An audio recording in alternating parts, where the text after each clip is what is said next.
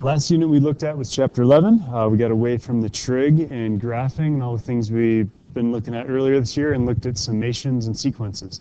So we're going to try and do chapter 11 in this many minutes. If you're not sure how to find the sum of that, then you have some studying to do.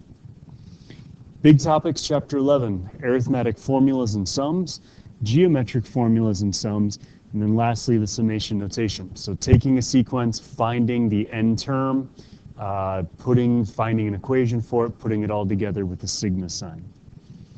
First thing's arithmetic sequences here. We used A's and T's to represent terms interchangeably. So A sub n is the nth term, okay, A sub 31, A sub 4, okay, A sub 7.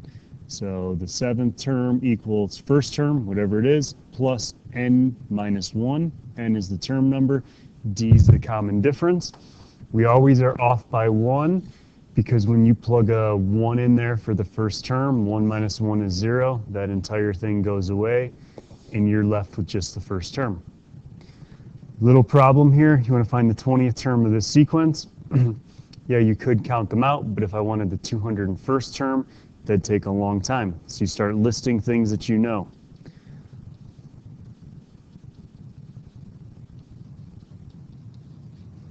Once you have those three things, you're just going to plug this right into the formula and see what happens. Plug everything in, you can find the 20th term is negative 53. You could easily find the 200th term.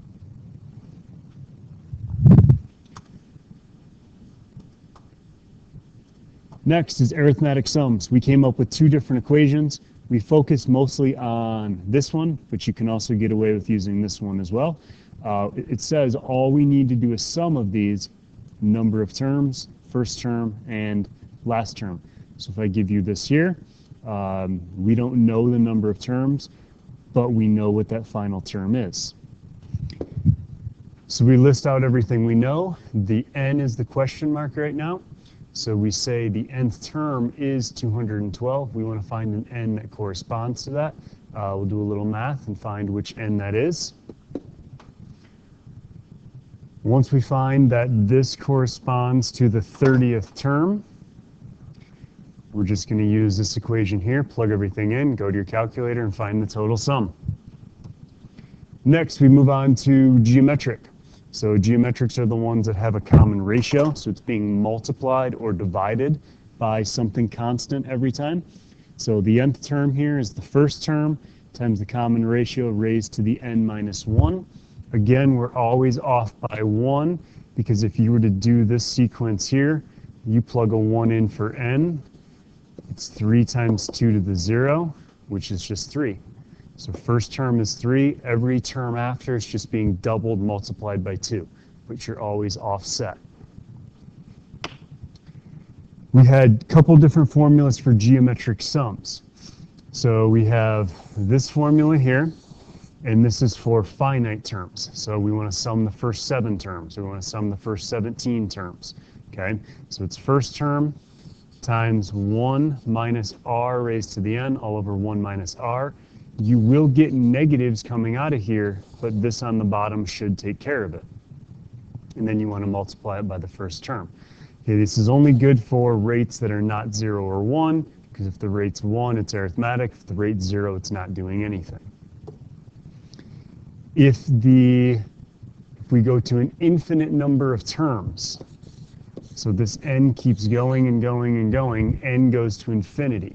Now, if the rate is small, so like 1/2, 3/4, something like that, if you take 3/4 and you raise it to a really, really, really, really big number, it's basically 0. So this here, a little bit of calculus, goes to 0, and we get an even simpler equation for finite geometric sums.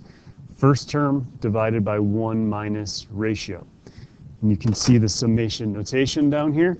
So we're starting at a 1, we're going up through infinity. Whatever the formula is, it goes to this. Only if the ratio is small. If the ratio is big, your sum goes to infinity. If you're doubling grains of sand every time, over infinite days, you will have infinite grains of sand. So this is kind of like a pendulum problem here. So a clock hand swings through an initial arc, and every swing is 75% of the previous swing. We want a formula, distance after 6 swings, and distance, total distance traveled. So we set up our formula here, initial term, ratio, n-1. Total distance after 6 swings. You could just add them all up in your calculator, or you could trust the formula. If you do have a negative rate, you're going to have to watch out for that, because you're going to have a negative number to some power. If it's even, it doesn't matter. If it's odd, it does. So just be careful of that. And then you compute whatever number comes out of here. Now, after 7 swings, 8 swings, 9 swings, you're going to be adding less and less and less total distance every time. And the number will converge to something given by this last one. That clock keeps swinging and swinging through infinite swings till it finally stops, and it converges to 240. Lastly, the summation notation. So we clearly have a sequence here. We have to figure out what's happening for it, and we need to figure out a term number for this one right here. So we know the first term is 3. We need to figure out what's happening on the top and what's happening on the bottom.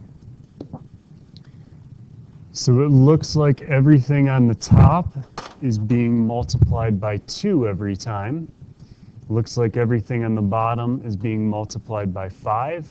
So we can say 3 2/5 to the n, but this is the third term. So when I plug in a 3, 2 to the third is 8. So I need to offset this by 1. Now that that's offset by 1, if I plug the 3 in there, it's really only raising it to the second. So 2 squared is 4 times 3 gets me to the 12. So it would be 5 squared gets me to the 25. So I know my equation's right. Next thing I have to figure out is what term this right here actually is. To find what term that is, you could use logs, obviously. I'm just going to do a simple guess and check. So 3 times 2 to the 12th doesn't work. 3 times 2 to the 8th is too small. So I was able to find it. 3 times 2 to the 9th is 1536, but I would have to actually plug in a 10 up here because it's going to be an n-1. Just to make sure, let's see if that also works for 5.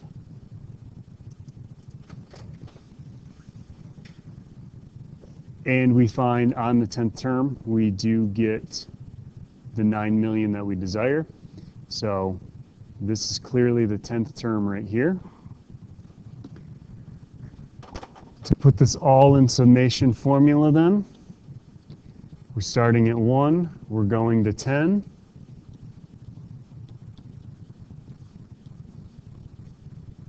There's summation formula.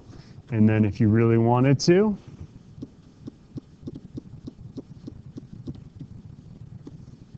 is you could actually find the sum of those first 10 terms.